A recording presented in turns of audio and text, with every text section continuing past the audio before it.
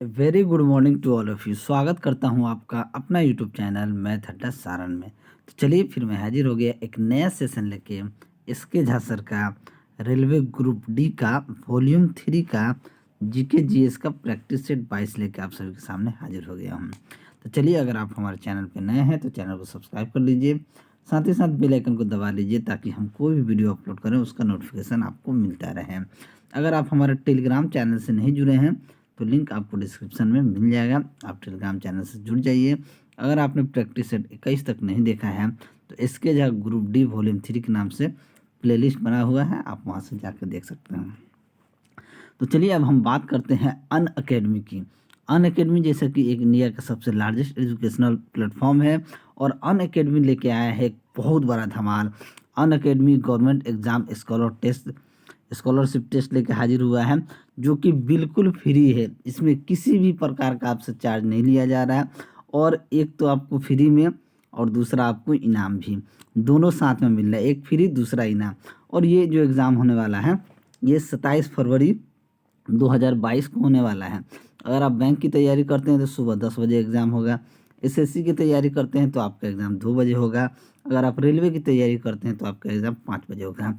आप पूछेंगे कि एग्ज़ाम हम देंगे कैसे, तो उसके लिए लिंक जो है डिस्क्रिप्शन में मिल जाएगा। स्कॉलरशिप टेस्ट के नाम से लिंक आपको मिल जाएगा, उस लिंक से जाइए, इनरोल कीजिए, और जब आप इनरोल करेंगे तो हमारा रेफरल कोड सारण 10 लगाना ना भूलिए। सारण 10 आप जरूर लगाइए। आज 24 तारीख है, 3 दिन बाद ये एग्ज़ाम होने वाला है, यानी 27 तारीख को। इसके साथ ही देखिए, अगर आपका रैंक 1 आता है तो आपको लैपटॉप मिल जाएगा, रैंक 2 से 6 आएगा तो आपको स्मार्टफोन मिलेगा, अगर आपका रैंक 7 से 16 के बीच में आता है तो आपको एयरपॉड मिलेगा। इसके साथ ही 300 विनर को 1000 रुपये तक का गिफ्ट वाउचर मिलने वाला है, साथ ही साथ 400 विनर को अन अकेडमी स्कॉलरशिप मिलने वाला है। तो ये बहुत बड़ा अपडेट है, आप बिल्कुल दीजिए। अगर आपने अभी तक इनरोल नहीं किया है तो जाके इनरोल कीजिए और इनाम जीतिए, ठीक है। और एक और बात है कि अगर आप फरवरी ऑफर चल रहा है, अगर आप एसएससी एग्ज़ाम का प्रिपरेशन करते हैं, अगर आप सब्सक्रिप्शन लेना चाहते हैं, तो अगर आप 1 साल का सब्सक्रिप्शन लेंगे तो आपको 3 महीना एडिशनल मिलेगा, 2 साल का लेंगे तो 6 महीना एडिशनल मिलेगा। अगर आप एसएससी एग्ज़ाम का रिन्यूअल करते हैं तो 1 साल का लीजिएगा तो 3 महीना रिन्यूअल होगा, 2 साल का लेंगे तो 6 महीना रिन्यूअल होगा, एडिशनल होगा। इसके साथ ही अगर आप एसएससी प्लस बैंक दोनों एग्ज़ाम का लेते हैं तो अगर आप 1 साल का लेते हैं तो एडिशनल 6 महीने का मिलेगा, और 2 साल का लेते हैं तो 12 महीने का एडिशनल मिलेगा, ठीक है। तो चलिए, ये अपडेट था जो मैं आप सभी के सामने बता दिया। लिंक आपको डिस्क्रिप्शन में मिल जाएगा, जाके स्कॉलरशिप टेस्ट दीजिए। और सब्सक्रिप्शन लेना है तो सब्सक्रिप्शन लिंक भी आपको डिस्क्रिप्शन में मिल जाएगा, कोड लगाना है सारण 10। तो चलिए, बिना टाइम वेस्ट की क्लास को शुरू करते हैं, और आज का पहला क्वेश्चन देखते हैं कि निम्नलिखित में से ऊष्मा का अच्छा चालक लेकिन विद्युत का खराब चालक कौन सा है। तो ऊष्मा का अच्छा चालक और विद्युत का खराब चालक क्या होता है। अभ्रक जो होता है ना, ये ऊष्मा का अच्छा चालक होता है लेकिन विद्युत का खराब चालक होता है। अब अभ्रक का उपयोग निर्माण उद्योग में श्रृंगार प्रसाधन में किया जाता है, और झारखंड क्षेत्र में सब भारी मात्रा में अभ्रक पाया जाता है। और भारत विश्व का 90% अभ्रक उत्पादन करता है। कितना करता है? विश्व का 90% अभ्रक उत्पादन करता है। तो ऑप्शन डी क्या हो जाएगा? आपका सही आंसर हो जाएगा। अगर आपको वीडियो अच्छा लगे तो लाइक कीजिए, शेयर कीजिए, चैनल पर नए हैं तो चैनल को सब्सक्राइब कीजिए। अगला प्रश्न देखते हैं कि इजराइल की खुफिया एजेंसी मोसाद ने नए प्रमुख के रूप में किसे नियुक्त किया है। तो ये आपको डेविड बॉर्निया को नियुक्त किया है। तो ऑप्शन बी क्या हो जाएगा? आपका सही आंसर हो जाएगा। नेक्स्ट, मैक संख्या का उपयोग किसकी चाल निर्धारण निम्नलिखित के द्वारा किया जाता है। तो विमान की चाल से संबंधित होता है मैक। मैक संख्या क्या होता है? विमान की चाल से संबंधित होता है। तो हम कह सकते हैं कि ऑप्शन ए क्या हो जाएगा? आपका सही आंसर हो जाएगा। नेक्स्ट, अगला प्रश्न है कि नागरिक को मानसून के दौरान पेड़ लगाने के लिए सम्मानित करने हेतु किस राज्य सरकार ने अंकुर योजना शुरू की है। ये किस सरकार ने किया है? तो मध्य प्रदेश सरकार ने। तो ऑप्शन ए क्या हो जाएगा? आपका सही आंसर हो जाएगा। नेक्स्ट, वीडियो अगर आपको अच्छा लगे तो आप लोग लाइक कीजिए, शेयर कीजिए। चैनल पे नए हैं तो चैनल को सब्सक्राइब कीजिए और अपने इस भाई को सपोर्ट कीजिए। नेक्स्ट, वोल्ट मीटर, वोल्ट प्रति मीटर मात्रा का प्रयोग निम्नलिखित में से किसे मापने के लिए किया जाता है? तो वोल्ट प्रति मीटर मात्रा का प्रयोग हम लोग विद्युत तीव्रता को मापते हैं। क्या मापते हैं? विद्युत तीव्रता को मापने के लिए वोल्ट मीटर का उपयोग किया जाता है। तो ऑप्शन सी क्या हो जाएगा? आपका सही आंसर हो जाएगा। देखिए, जबकि विद्युत धारा को मापने के लिए एमीटर का प्रयोग किया जाता है। किसका उपयोग किया जाता है? विद्युत धारा को मापने के लिए एमीटर का प्रयोग किया जाता है। और विद्युत प्रतिरोध का अगर हम ऐसे ही मात्रा देखें तो क्या होता है? ओम होता है। नेक्स्ट, अगला प्रश्न देखते हैं कि हाल ही में श्रीलंका को महत्वपूर्ण वित्तीय सहायता देने वाला पहला दक्षिण एशियाई देश कौन बना है? तो ये बांग्लादेश बना है। हाल ही में श्रीलंका को महत्वपूर्ण वित्तीय सहायता दिया है। ठीक है। नेक्स्ट, अगला प्रश्न देखते हैं। वीडियो अगर आपको अच्छा लगे तो लाइक कीजिए, बहुत कम लाइक रहता है। ठीक है, थोड़ा सा मोटिवेट कीजिए मुझे भी। नेक्स्ट, घरेलू विद्युत उपकरणों में प्रयुक्त सुरक्षा फ्यूज तार तथा धातु से बनी होती है, जिसका क्या होता है? अब देखिए, घर पे जो यूज किया जाता है घरेलू विद्युत उपकरण में जो प्रयुक्त होता है सुरक्षा फ्यूज तार धातु से बनी होती है, जिसका गलनांक जो होता है कम होता है। क्या होता है? गलनांक कम होता है, ताकि कुछ भी हो तो तुरंत वो फ्यूज तार क्या हो जाए? जल जाए और वो डिस्कनेक्ट हो जाए। इसलिए उसका गलनांक क्या होता है? कम होता है। तो ऑप्शन बी क्या हो जाएगा? आपका सही आंसर हो जाएगा। गलनांक कम हम लोग इसलिए रखते हैं ताकि कुछ भी दुर्घटना के दौरान बिजली आपूर्ति बाधित की जा सके, यानी कुछ भी दुर्घटना हो तो बिजली ऑटोमेटिकली कट जाए। ठीक है। अब उच्च गलनांक होने से दुर्घटना के दौरान बिजली आपूर्ति होती ही रहती है, यानी घटना हो गया ना तो बिजली आपका कंटिन्यू रहेगा, जिससे आपको नुकसान हो सकता है। ठीक है, चलिए, आशा करता हूँ ये चीज़ अच्छे से समझ में आया होगा। तो वीडियो को लाइक कर दीजिएगा। 31 मई को कमिट टू क्यूट विषय के साथ कौन सा दिवस मनाया गया? कमिट टू क्यूट के साथ विश्व तंबाकू निषेध दिवस मनाया गया। तो ऑप्शन बी क्या हो जाएगा? आपका सही आंसर हो जाएगा। नेक्स्ट देखते हैं कि वाहन के अग्रदीप यानी हेडलाइटों में किस प्रकार के दर्पण का इस्तेमाल होता है? तो जो हेडलाइट होता है ना, उसमें दो लेंस दूरदर्शी में जो होते हैं, अगर देखा जाए तो परवलयीय दर्पण होता है। क्या होता है? परवलयीय दर्पण का प्रयोग हेडलाइट में परवलयीय दर्पण का प्रयोग हम लोग करते हैं। तो ऑप्शन डी क्या हो जाएगा? आपका सही आंसर हो जाएगा, हेडलाइट में। ठीक है। नेक्स्ट, अगला प्रश्न है कि हाल ही में भारत में मैसेजिंग ऐप व्हाट्सएप के शिकायत अधिकारी बने हैं। तो शिकायत अधिकारी कौन बने हैं? तो परेश बिलाल जो हैं ये व्हाट्सएप के सरकारी शिकायत अधिकारी बने हैं। तो ऑप्शन बी क्या हो जाएगा? आपका सही आंसर हो जाएगा।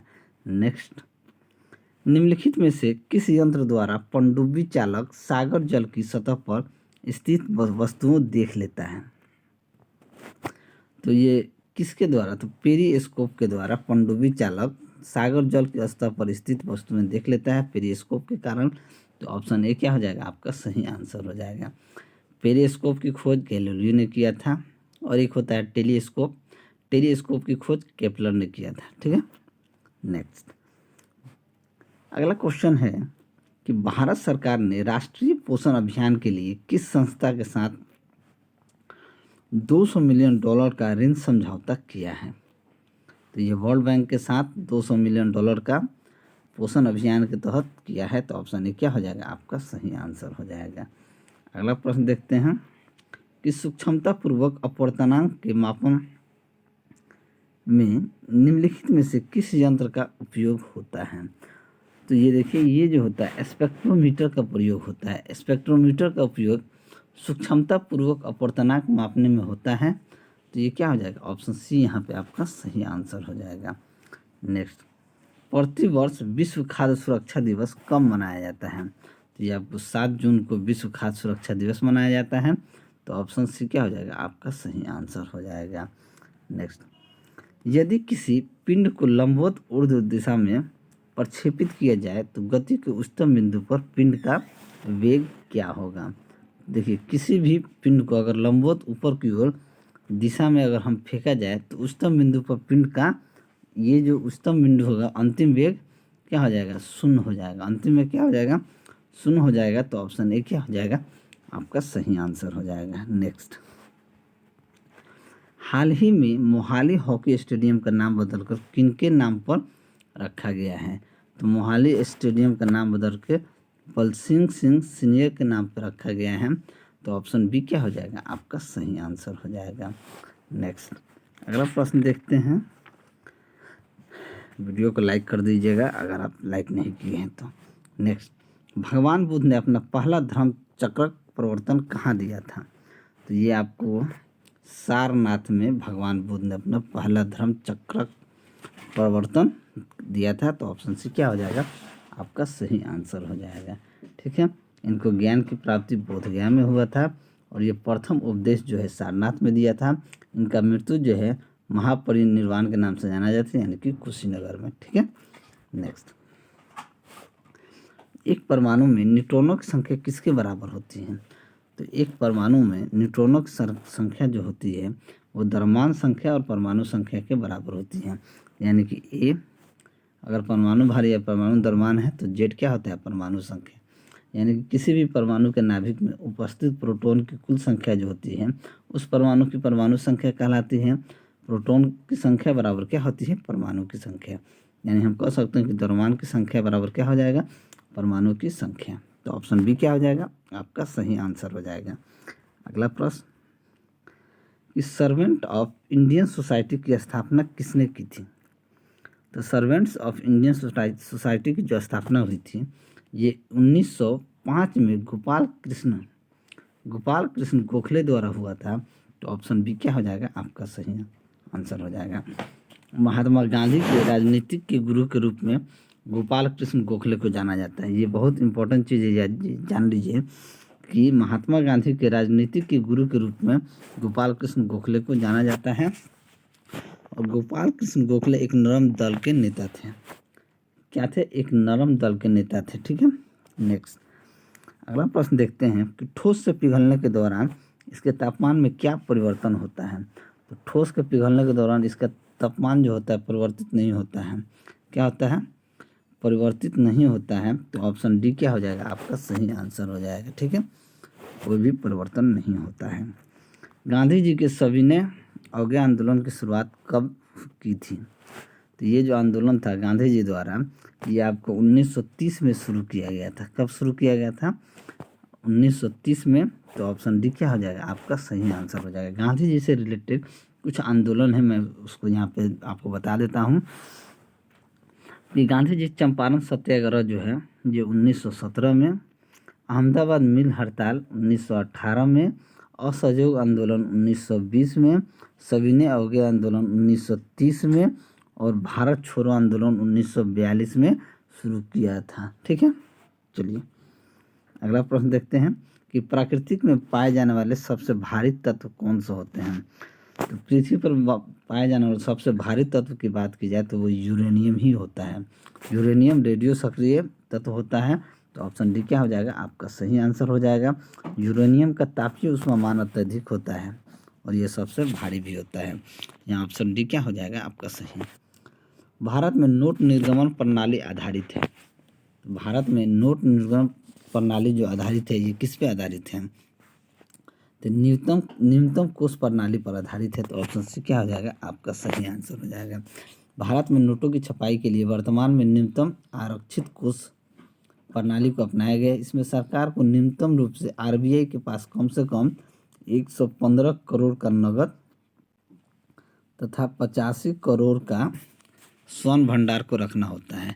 उसके बाद सरकार आरबीआई से जितना चाहे उतना नोट छपवा सकती है। याद रखिएगा 115 करोड़ का नगद और 85 करोड़ का स्वर्ण भंडार को रखना होता है। ठीक है, चलिए अगला प्रश्न देखते हैं कि लाल चींटियों में निम्नलिखित में से कौन सा अम्ल पाया जाता है? तो लाल चींटी में फॉर्मिक अम्ल पाया जाता है। तो ऑप्शन डी क्या हो जाएगा? आपका सही आंसर हो जाएगा।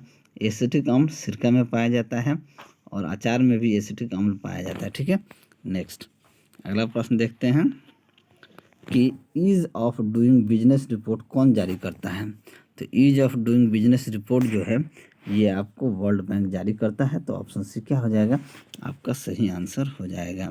ठीक है, और ease of doing business report world bank group द्वारा प्रकाशित किया जाता है, परंतु वर्ष 2021 से इसके प्रकाशन को बंद कर दिया गया, यानी वर्ष 2021 से इसके प्रकाशन को क्या कर दिया गया है, बंद कर दिया गया है। वर्ल्ड बैंक का मुख्यालय कहाँ है, वाशिंगटन डीसी में है। ठीक है, नेक्स्ट, गैसोलीन की गुणवत्ता का निर्धारण निम्नलिखित के द्वारा किया जाता है। तो गैसोलीन की गुणवत्ता का निर्धारण जो होता है ये आपका ऑक्टेन संख्या के द्वारा किया जाता है। तो ऑप्शन सी क्या हो जाएगा, आपका सही आंसर हो जाएगा। नेक्स्ट, येलोस्टोन पार्क कहाँ अवस्थित है। तो येलोस्टोन पार्क जो है ये कहाँ है, ये यूएसए में स्थित है। तो ऑप्शन बी क्या हो जाएगा, आपका सही आंसर हो जाएगा। यूएसए के 46वें राष्ट्रपति जो बाइडेन बने हैं तथा उपराष्ट्रपति की बात की जाए तो कमला देवी हैरिस बनी है। ठीक है, नेक्स्ट, भारी पानी का आणविक भार क्या होता है। तो भारी पानी का आणविक भार जो होता है जिसे हम D2O कहते हैं वो कितना होता है, 20 होता है। तो ऑप्शन बी क्या हो जाएगा, डी क्या हो जाएगा, आपका सही आंसर हो जाएगा। हाइड्रोजन का समस्थानिक ड्यूटेरियम होता है। ठीक है, हाइड्रोजन का समस्थानिक ड्यूटेरियम होता है। नेक्स्ट देखते हैं कि लीता नाटी गुरु घासीदास राष्ट्रीय पार्क किस राज्य में अवस्थित है। तो ये आपको छत्तीसगढ़ में है। तो ऑप्शन डी क्या हो जाएगा, आपका सही आंसर। नेक्स्ट, 25 ग्राम सल्फ्यूरिक अम्ल के कितने मोल होते हैं। तो 25 ग्राम सल्फ्यूरिक अम्ल की बात की जाए तो सल्फ्यूरिक अम्ल क्या होता है, H2SO4। H2SO4 का अनुभार देखा जाए तो ये हाइड्रोजन का 2 गुना 1 प्लस सल्फर का 32, ऑक्सीजन का होता है 16 गुना 4 यानी कि 64। ये हो जाएगा 2, 32 और 64 यानी मिला के 98। तो हम क्या जानते हैं, मोलों की संख्या कैसे निकालते हैं, पदार्थ में का ग्राम में भार बटा पदार्थ का अनुभार। तो हम कह सकते हैं 25/98, 25/98 यानी कह सकते हैं कि अगर इसे भाग देंगे तो 0.255 मोल आ जाएगा। तो ऑप्शन डी क्या हो जाएगा, आपका सही आंसर हो जाएगा। नेक्स्ट, अगला क्वेश्चन है कि ब्राज़ील की जलधारा किस प्रकार की जलधारा है। तो ब्राज़ील की जो जलधारा है ये गर्म जलधारा है। तो ऑप्शन डी क्या हो जाएगा, आपका सही आंसर हो जाएगा। नेक्स्ट, वीडियो अच्छा लगे तो आप लोग लाइक ज़रूर कीजिएगा। 1 ग्राम हाइड्रोजन में कितने अणु होते हैं। तो 1 ग्राम हाइड्रोजन में 3.01 इंटू 10⁻23 क्या होते हैं, अणु होते हैं। तो ऑप्शन डी यहाँ पे आपका सही आंसर हो जाएगा। जैसे कि आप जानते हैं हाइड्रोजन के मोलों की संख्या भार बटा अनुभार करेंगे तो 1/2 होगा यानी कि 0.5 मोल। चूँकि 1 मोल हाइड्रोजन में अणुओं की संख्या कितनी होती है, 6.02 इंटू 10⁻23। तो ये 0.5 में कितना होगा, गुना कर दीजिए 0.5 इंटू 6.02 यानी कि हो जाएगा 3.01 इंटू 10⁻23। याद रखिएगा 1 ग्राम हाइड्रोजन में 3.01 इंटू 10⁻23 अणु होते हैं। ठीक है, तो ऑप्शन डी यहाँ पे आपका सही आंसर हो जाएगा। कैसे निकालना है, ये इस तरीके से निकलेगा। नेक्स्ट, अगला प्रश्न है कि खाकी क्रांति का संबंध किसके उत्पादन को बढ़ावा देने से है। तो खाकी क्रांति का संबंध जो है ये चमड़ा के उत्पादन को बढ़ावा देने से है। तो ऑप्शन सी क्या हो जाएगा, आपका सही आंसर हो जाएगा। ठीक है, नेक्स्ट, अगला प्रश्न है कि डीएनए है। तो डीएनए क्या है, तो डीएनए आपका न्यूक्लिक अम्ल का एक वर्ग होता है। न्यूक्लिक अम्ल का एक वर्ग होता है डीएनए। तो ऑप्शन बी क्या हो जाएगा, आपका सही आंसर हो जाएगा। डीएनए होता है डाइऑक्सी न्यूक्लिक एसिड। डीएनए क्या होता है, डाइऑक्सी न्यूक्लिक एसिड। आरएनए होता है राइबोज न्यूक्लिक एसिड। ठीक है, नेक्स्ट, अगला प्रश्न है कि राज्यसभा का पदेन सभापति कौन होता है। तो राज्यसभा का जो पदेन सभापति होता है ये उपराष्ट्रपति होता है। तो ऑप्शन बी क्या हो जाएगा, आपका सही आंसर हो जाएगा। अगला प्रश्न देखते हैं। वीडियो अगर अच्छा लगे तो आप लोग लाइक जरूर करें। पीयूष ग्रंथि अवस्थित होता है। तो पीयूष ग्रंथि जो होता है ये सिर में उपस्थित होता है। पीयूष ग्रंथि कहाँ उपस्थित होता है, सिर में होता है। और पीयूष ग्रंथि को ही मास्टर ग्रंथि कहा जाता है। क्या कहा जाता है, मास्टर ग्रंथि। तो ऑप्शन बी क्या हो जाएगा, आपका सही आंसर हो जाएगा। संविधान का अनुच्छेद 44 किसका उपबंध करता है। तो संविधान का अनुच्छेद 44 जो है ये आपका समान नागरिकता संहिता का उपबंध करता है। तो ऑप्शन ए क्या हो जाएगा, आपका सही आंसर हो जाएगा। नेक्स्ट, अगला प्रश्न है कि विटामिन ई की कमी से होता है। तो विटामिन ई की कमी से क्या होता है, प्रजनन शक्ति में कमी होती है। तो ऑप्शन डी क्या हो जाएगा, आपका सही आंसर हो जाएगा। बेरी बेरी विटामिन B1 की कमी से होता है। रिकेट जो होता है और विटामिन B2 की कमी से राइबोफ्लाविन होता है। ठीक है, नेक्स्ट अगला प्रश्न है कि भारत में सबसे ऊपर सर्वोच्च किसे माना जाता है। भारत में सबसे ऊपर या सर्वोच्च किसे माना गया है, तो ये आपको संविधान को माना गया है। तो ऑप्शन डी क्या हो जाएगा, आपका सही आंसर हो जाएगा। नेक्स्ट देखते हैं, रेनिन नामक हार्मोन कहाँ से स्रावित होता है। तो रेनिन नामक जो हार्मोन होता है ये आपका वृक्क से स्रावित होता है। कहाँ से, वृक्क से स्रावित होता है। तो ऑप्शन ए क्या हो जाएगा, आपका सही आंसर हो जाएगा। अगला प्रश्न देखते हैं कि मनुष्य के शरीर में मिश्रित ग्रंथि का उदाहरण क्या है। तो मनुष्य के शरीर में मिश्रित ग्रंथि का जो उदाहरण है ये अग्नाशय है। अग्नाशय में मिश्रित ग्रंथि होता है। तो ऑप्शन डी क्या हो जाएगा, आपका सही आंसर हो जाएगा। और यह सबसे बड़ा मिश्रित ग्रंथि का उदाहरण है। अग्नाशय जो है सबसे बड़ा मिश्रित ग्रंथि का उदाहरण है। और अग्नाशय से इंसुलिन हार्मोन निकलता है और इसकी ही कमी से क्या होता है, मधुमेह होता है। ठीक है, अगला प्रश्न देखते हैं कि शिक्षा पर ये आपका नेक्स्ट कि निम्नलिखित में से कंप्यूटर मेमोरी का सबसे बड़ा साइज कौन सा है। तो कंप्यूटर मेमोरी का सबसे बड़ा साइज जो होता है योटाबाइट होता है। क्या होता है, योटाबाइट होता है। एक योटाबाइट में 1024 आपका जेटाबाइट होता है। ठीक है, तो योटाबाइट सबसे बड़ा होता है। तो ऑप्शन बी यहाँ पे आपका सही आंसर हो जाएगा। 30 सितंबर 2000 ये आपका रीजनिंग होगी। कितने बिट्स एक बाइट के बराबर होता है। तो कितने बिट्स जो होता है एक बाइट के बराबर होता है। तो 8 बिट्स जो होता है वो एक बाइट के बराबर होता है। ऑप्शन बी क्या हो जाएगा, आपका सही आंसर हो जाएगा। एक निबल में 4 बिट होता है, एक बाइट में 8 बिट होता है, 1 किलो बाइट में 1024 बाइट होता है। नेक्स्ट, लाइट पेन क्या है। लाइट पेन क्या होता है। तो लाइट पेन जो होता है ये एक इनपुट डिवाइस होता है। क्या होता है, इनपुट डिवाइस होता है। तो ऑप्शन बी क्या हो जाएगा, आपका सही आंसर हो जाएगा। तो चलिए, अगर आपको मेरा वीडियो अच्छा लगा हो तो वीडियो को लाइक करें, दोस्तों में शेयर करें। अगर आप हमारे चैनल पे नए हैं तो चैनल को सब्सक्राइब करें। मैं ऐसे ही वीडियो लेके आपके सामने हाजिर होता रहूँगा। चलिए मिलते हैं अगले वीडियो में, तब तक के लिए जय हिंद।